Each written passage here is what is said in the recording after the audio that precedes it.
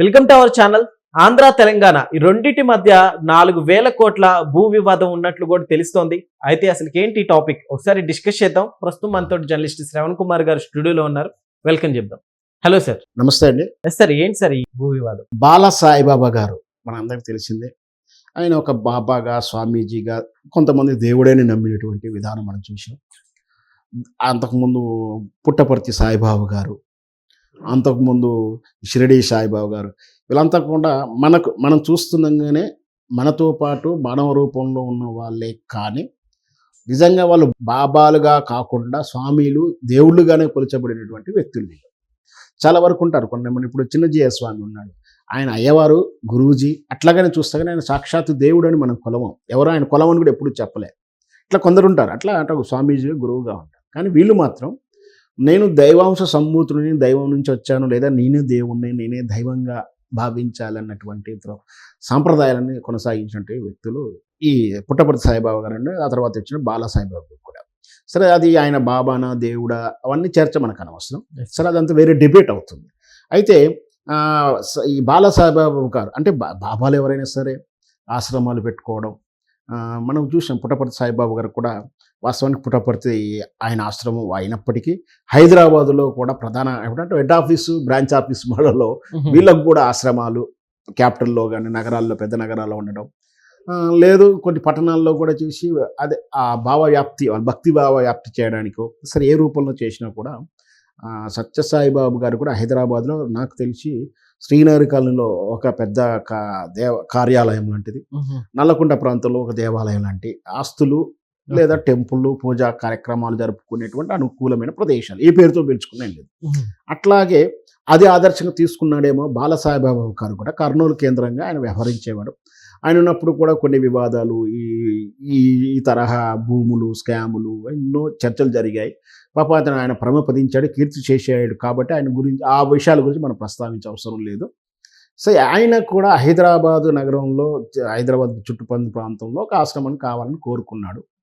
Bus ఆ రోజుల్లో YS Rajasekhar ప్రభుత్వం ఉన్నప్పుడు బహుశా మరి ఎలా కన్విన్స్ చేయగలిగాడు అంటే, ఆయన రాయలసీమ వ్యక్తి, ఈయన రాయలసీమ వ్యక్తి, లేదా ఎట్లాగైనా ఒకనే సరే ఆయనకు కొంత భూమిని అయితే ప్రభుత్వం లెక్కల ప్రకారం అదైనా జీవో ఇచ్చిన అధికృతంగానే ఆయనకైతే భూమిని కేటాయించడం జరిగింది. అది 42 ఎకరాల భూమిని. అయితే అది బాలా సాయిబాబా ట్రస్ట్ కింద రిజిస్టర్డ్ అయ్యి 42 ఎకరాలని కేటాయించడం జరిగింది. 2004-05 ప్రాంతంలో ఇస్తే 2018లో ఆయన కీర్తి చేసేంత వరకు ఎలాంటి వివాదం లేదు, ఎవరికి అవసరం లేదు. ఎందుకంటే రిజిస్టర్డ్ ఫలం అయిపోయింది. కానీ ఎప్పుడైతే 2018 మరణించిన తర్వాత వివాదం రగులుకుంది. అదేమిటి అంటే, అది 2018 తర్వాత బాలా సాయిబాబా గారి ట్రస్ట్ మీద ఉన్న ఆస్తి. అది ఎప్పుడు ఆయన పరమపదించిన తర్వాత ఆ విధానం అంతా దేవాదాయ శాఖకు బదిలీ చేయబడింది. ఎక్కడ ఇలా ప్రధాన కార్యాలయం కర్నూలులో ఉన్నటువంటి దాంతో బట్టి కర్నూలు కేంద్రంగా ఉన్నటువంటి ఈ ట్రస్ట్ ఆస్తులు ఎక్కడున్నా సరే దేవాదాయ శాఖ కిందకి వెళ్తున్నట్టు ఈ లెక్క. అయితే ఆంధ్రప్రదేశ్, మన తెలంగాణ ఆంధ్ర విభజన తర్వాత ఆంధ్రప్రదేశ్లో ఉన్న కర్నూలు ఆంధ్ర చేసుకున్నందుకు ఆంధ్రప్రదేశ్లో ఉన్న దేవాదాయ శాఖలోకి ఈ బాలా సాయిబాబా గారి ఆస్తులని ఆయన కేంద్రంలోకి వెళ్ళిపోయింది.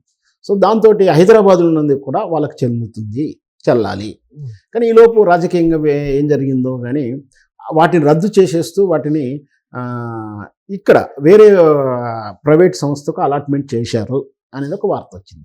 దీంతో వాళ్ళు కోర్టుకు వెళ్ళడం జరిగింది. కానీ ఇక్కడ జరుగుతుంది ఏంటంటే, ఇది ఎప్పుడో అంటే 2018కు ముందే ఆయనకు ఆస్తి బదిలీ అయింది.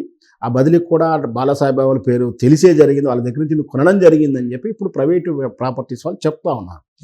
దీని వెనక మరి తెలంగాణ ఆంధ్ర ప్రభుత్వాల ఏమన్నా విభజన ఉందా లేదా అనేది విచారణలో తేలాల్సి ఉంటుంది.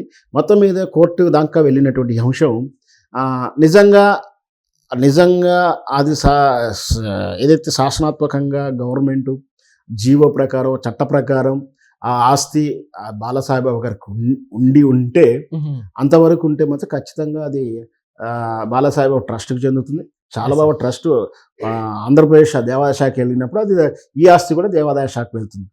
లేదు ఆ చట్ట ప్రకారం బాలాసాహెబరావు గారు బ్రతుకున్నప్పుడే ఆ ఆస్తి బదలాయింపు అయిందని మాత్రం తెలంగాణకు మిగిలిపోతుంది. అది కోర్టు పరిధిలోకి ఉంది. ప్రస్తుతానికైతే ఈ వాదోపవాదనలు, అఫిడవిట్స్ వేయడం కొంచెం జరుగుతుంది. ఇప్పుడున్నటువంటి రేవంత్ రెడ్డి గారి ప్రభుత్వం, అప్పుడున్నటువంటి బీఆర్ఎస్ ప్రభుత్వానికి, ఇప్పుడున్న తెలంగాణ ప్రభుత్వానికి వ్యత్యాసం ఉంది. ఐడియాలజికల్గా వ్యత్యాసం ఉంది. బహుశా రేపు పొద్దున అవసరమైతే ఆంధ్రప్రదేశ్కి అనుకూలంగా వ్యవహరించాల్సి వస్తే రేవంత్ రెడ్డి గారు వ్యవహరిస్తారా లేదా, మరి వాళ్ళకి ఫేవర్ చేస్తాడా, తెలంగాణ ఆస్తులను కాపాడటానికి ఎలాంటి నిర్ణయం తీసుకోబోతాడు, చట్టాన్ని అడ్డం పెట్టుకొని దాన్ని అది తెలంగాణకు చెందేలా చేస్తాడా లేదా ఆంధ్రప్రదేశ్కి చెందేలా చేస్తాడా అనేది మనం వేచి చూడాలి. సార్ ఇది ఇప్పుడు ఎంతోటికి ఒకవేళ దీనితోటి తర్వాత ఏమన్నా ఇద్దరికి వాగ్వాదం ఇలాంటివి ఏమైనా జరగచ్చు అంటారు? అట్లా ఏం లేదు, అది చిన్న అంశం. Normal అటువంటి విషయంలో ఇంకోటి అదే చెప్తున్నాను, ఇక్కడ తెలంగాణ ప్రభుత్వానికి అక్కడ చంద్రబాబు నాయుడు గారికి మంచి సత్సంబంధాలు ఉన్నాయి కాబట్టి దీని పెద్ద సీరియస్గా ఏం తీసుకోరు. నిజంగా ఇది తెలంగాణ భూములు ఇక్కడే చెందాలనుకుంటే దాని బిహేవియర్ వేరేలా ఉంటుంది. లేదు సరే మనకు స్నేహమే ఉంది, మన శత్రుత్వం ఎందుకు అనుకున్నప్పుడు ఆయన బిహేవియర్ వేరేలా ఉంటుంది. ఏది జరిగినా కూడా అదే చెప్తున్నాను, ఏంటంటే వాస్తవానికి అది ఎప్పుడు చట్టం అంటే ఆ బాలాసాహెబరావు గారి నుంచి ఆ ప్రైవేటు భూములుగా ఎప్పుడు మారింది, అది బాలాసాహెబరావు గారి ప్రమేయంతో జరిగిందా లేదా అనేది చట్ట ప్రకారం తేలితే కానీ మనం ఏం చెప్పలేము. Okay sir, thank you.